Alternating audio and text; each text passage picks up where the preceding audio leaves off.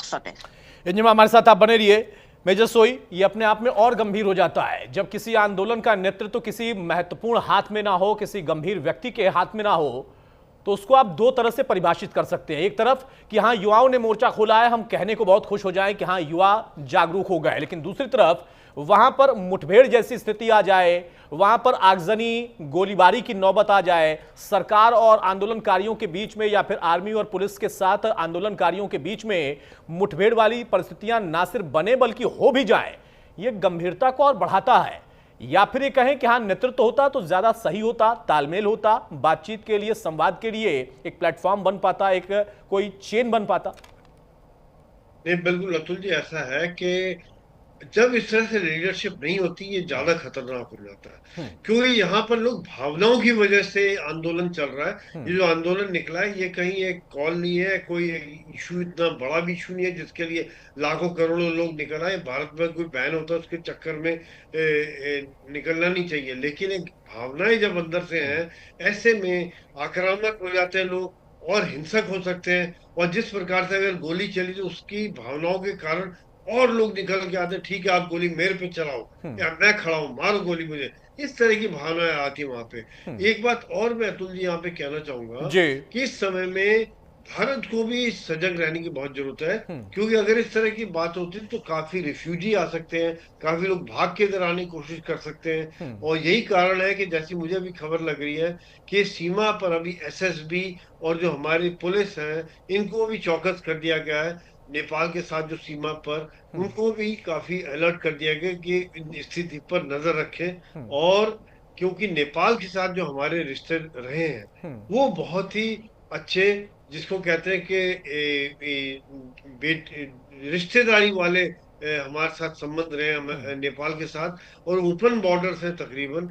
ऐसे में कहीं इसका भारत के ऊपर कोई रिपरकशन ना हो जाए, क्योंकि भारत के नेपाल में चीन का प्रभुत्व को देखते हुए भारत चिंतित रहा है हमेशा।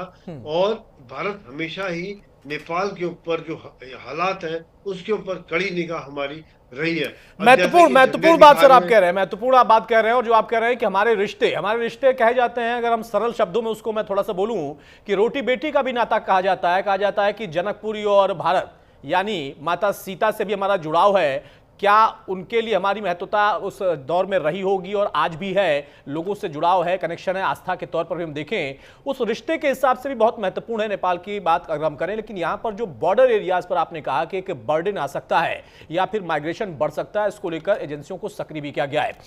भैया आपके साथ मैं फिर से चर्चा को आगे बढ़ाऊं, उसके बीच में एक बड़ी खबर आ रही है, जरा एक बार फिर से उसका रुख करते हैं। नेपाल में जनजी प्रोसेस से जुड़ी हुई इस वक्त की बड़ी खबर यह है कि जो मौत का आंकड़ा है वो फिलहाल बढ़ता हुआ 16 से बढ़कर 18 मौतों की संख्या हो गई है। अब तक 16 का आंकड़ा आ रहा था, हालांकि बार बार हम कह रहे हैं कि ये अभी पुष्ट नहीं है, इसमें बढ़ोतरी की आशंका अभी भी बनी हुई है। लेकिन अब जो 16 का आंकड़ा था उसमें बताया गया है कि 2 और लोगों के मौत की संख्या बढ़कर 18 हो गया है। जो घायल हैं, जख्मी हैं, वो 100 या 100 से ज्यादा हो सकते हैं। तो लगातार बढ़ रहा है जो मौत का आंकड़ा है और ये अपने आप में गंभीरता को दर्शाता भी है। मेजर सोई, एक बार फिर से मैं आपसे ही चाहूंगा उस बात को आप आगे बढ़ाएं, जैसा आपने कहा कि हाँ, भारत के लिए और ज्यादा तनावपूर्ण स्थिति हो सकती है या फिर थोड़ा सचेत रहने की हमें जरूरत है, क्योंकि बॉर्डर एरिया के लिए इस वक्त जो भी इनपुट्स आपके पास आ रहे हैं या फिर होने चाहिए, वो वहां की परिस्थितियों को थोड़ा और गंभीर बना सकते हैं। क्योंकि कई ऐसे एरिया हैं नेपाल से हमारे सटे हुए, जो सिर्फ वो लाइन नहीं जहां से आना जाना होता है, बल्कि उसके अलावा कई लाइन ऐसी हैं, कई बॉर्डर ऐसे हैं जहां पर अवैध तरीके की घुसपैठ हो सकती है और इस परिस्थिति का असामान्य लोग भी फायदा उठा सकते हैं। बिल्कुल अतुल जी, ऐसा है कि इस समय में जो हमारी सीमा नेपाल के साथ सीमा, वैसे तो ओपन बॉर्डर रहता है, लोग आते जाते हैं, इधर एक दूसरे गांवों के साथ संबंध है। लेकिन जैसा हमने अभी हिस्टोरिकली भी देखा है कि कई बार आतंकवादियों ने भी और पाकिस्तान ने आईएसआई के थ्रू भी वहां से कुछ ना कुछ लोगों को इन्फिल्ट्रेट कराने की कोशिश की है। और आईएसआई की भी बेस वहां पर नेपाल पर काफी पैठ बनाता जा रहा था, अपनी बेस बनाता जा रहा था। ऐसे में बड़ा जरूरी है कि जो हम नजर रख रहे हैं कि अगर हालात कंट्रोल से बाहर होते हैं तो भारत एक पड़ोसी देश होने के नाते और नेपाल का शुभ चिंतक होने के नाते जरूरी है कि एक नजर रखो, कभी भी कोई जरूरत पड़ती है तो भारत ने हमेशा मदद दी है जहां भी गए हमारे मित्रों को, चाहे वो श्रीलंका था या जब अभी अफगानिस्तान है या इवन टर्की में भी हमने जब अर्थक्वेक आया था, नेपाल में पहले मदद दी है जब प्राकृतिक आपदा आई थी। तो हमेशा से हमारा हाथ रहा है नेपाल के साथ। लेकिन इस समय में डेफिनेटली हमें अलर्ट रहने की जरूरत है, चौकस रहने की जरूरत है और स्थिति पर भारत सरकार पूरी नजर बनाए हुए है। अतुल जी, सर मैं आपके साथ कंटिन्यू करूं उसके पहले एक बार फिर से मैं जरा इंजीनियर का रुख करता हूं। जना जो बात मेजर सोई कह रहे हैं बहुत महत्वपूर्ण है, भारत के लिहाज से भी, सामरिक तौर पर भी, कूटनीतिक तौर पर भी।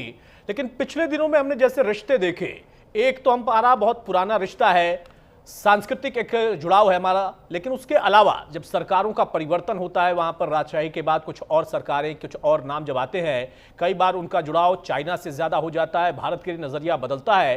भारत हमेशा ही बहुत तटस्थ होकर अपने संबंधों को निभाता रहा है, आज से नहीं पहले से ही। लेकिन मौजूदा इस वक्त क्या स्थिति आपको दिख रही है कि ओली सरकार कहां गिर रही है, इंटरनेशनल उस पर दबाव कितना हो सकता है, सिर्फ युवाओं की नाराजगी एक वजह है, कुछ और वजहों को जोड़कर हम इस नाराजगी को देखें या उस उग्रता को देखें, या फिर कोई दबाव है?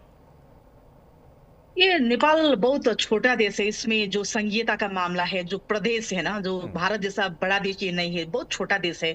इसमें प्रदेश का जो संख्या है उसमें जनसंख्या, नेपाल की जनसंख्या से बड़ा संख्या उसमें है, उसमें बहुत ठुला अर्थतंत्र का हिस्सा जाते हैं। इसके लिए नेपाल के अर्थतंत्र खत्म होता है। दूसरी चीज क्या है, नेपाल और भारत का संबंध रोटी बेटी का भी नहीं है, इसमें व्यापारिक संबंध भी है।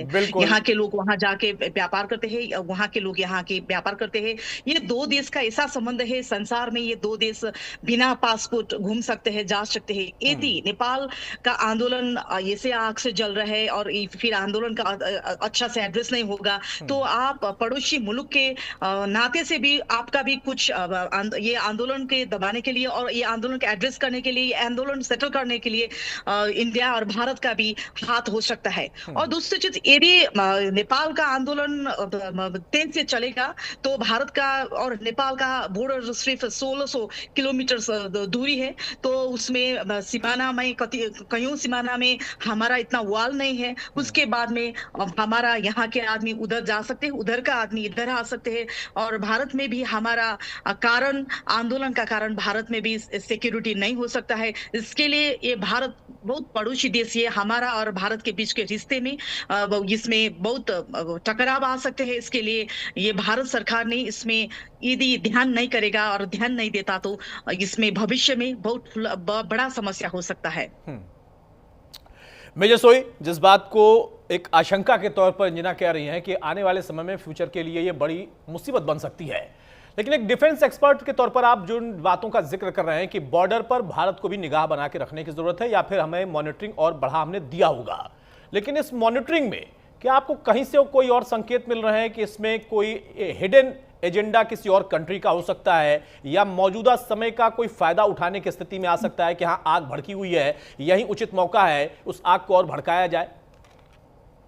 नहीं, बिल्कुल अतुल जी, अंजना जी जो कह रही हैं ये काफी महत्वपूर्ण बात है कि इसमें संबंध खराब हो सकते हैं। देखिए, ये तो अभी देखा जाएगा कि क्या सरकार बनती है, ये स्थिति कैसे मोड़ लेती है, उसके ऊपर संबंध डिपेंड करेंगे। भारत ने ओपन पॉलिसी रहेगी और इस समय में ओली सरकार, जबकि वहां पे चीन का काफी समर्थन है, फिर भी इनके साथ हमारे अच्छे संबंध रहे।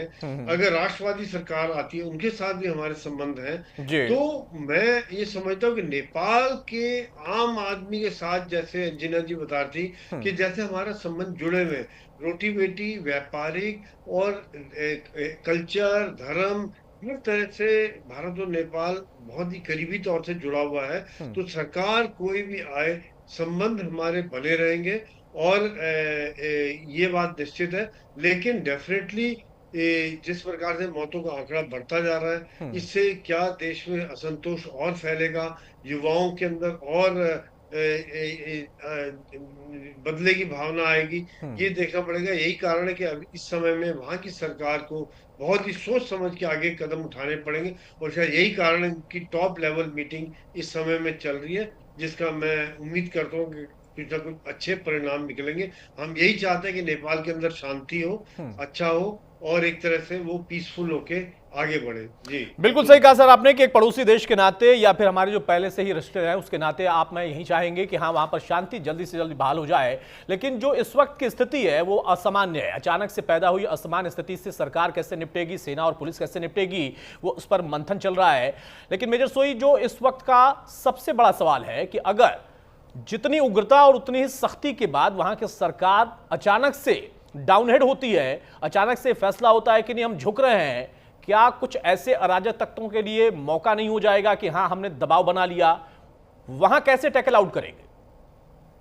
देखिए ऐसा है कि अतुल जी, सरकार जब चलती है राष्ट्र धर्म में साम दाम दंड भेद हर तरह की बात होती है कि अगर चीजें बियॉन्ड कंट्रोल हैं, आपको मालूम है कि आप इसको कंट्रोल नहीं कर सकते, तो कहीं ना कहीं आपको छूट देनी पड़ती है बातचीत के लिए, ताकि बातचीत के लिए कोई सामने आए, बातचीत का रास्ता खुले।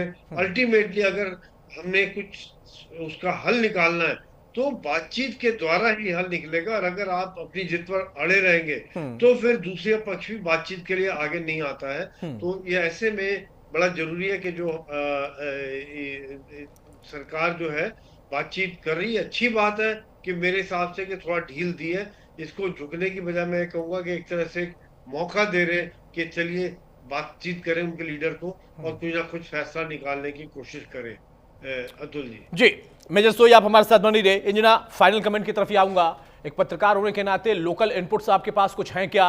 जैसा आपने पहले ही बताया कि नेतृत्व तो कोई नहीं कर रहा है, कोई आगे बढ़कर यहां पर युवाओं का या फिर जो आंदोलनकारी हैं उनको दिशा नहीं दे रहा है, यानी दिशा विहीन आंदोलन हो सकता है हम कह सकते हैं। और उसका ही शायद परिणाम है कितने लोगों की जान चली गई, अचानक से वहां नाराजगी बढ़ गई। लेकिन क्या इनके पीछे कुछ चेहरे हैं अलग अलग क्षेत्रों में जो कि इनको नेतृत्व देने की तो बात कर रहे थे लेकिन पर्दे के पीछे थे? कोई ऐसी जानकारी? हम पत्रकार के नाते से आपको एक ये नाराज भी बात है कि पत्रकार को रिपोर्टिंग में जाने के लिए भी मुश्किल है, क्योंकि कर्फ्यू हो रहा है नेपाल में अभी। और दूसरी चीज क्या है कि हमारा और आपके बीच भी ये कनेक्टिंग का खत्म करने की कोशिश हो रहा है, क्योंकि नेपाल में बहुत लोड शेडिंग का प्रॉब्लम है। अभी ये केपी शर्मा ओली के सरकार आने के बाद में नेपाल में लोड शेडिंग का प्रॉब्लम है। व्हाट्सएप, इंस्टाग्राम, ये जूम इन सारी चीज का वो बंद करने का कोशिश भी कर रहा है। मेरे ख्याल में आज से वो बंद भी होगा। और यदि हमारा ये पत्रकार के नाते से मेरा रिपोर्टिंग के आधार में हम ये बोल रहा है कि यदि आज का परिषद का अच्छा से बैठकर ये आंदोलन का छलबल अच्छा से नहीं तय किया, तो उसके बाद में कल क्या हो सकता है नेपाल में ये कोई इसका बारे में कोई जानकारी नहीं है, क्योंकि ये आंदोलन बिना लीडर का है। ये बांग्लादेश में आप देख सकते हैं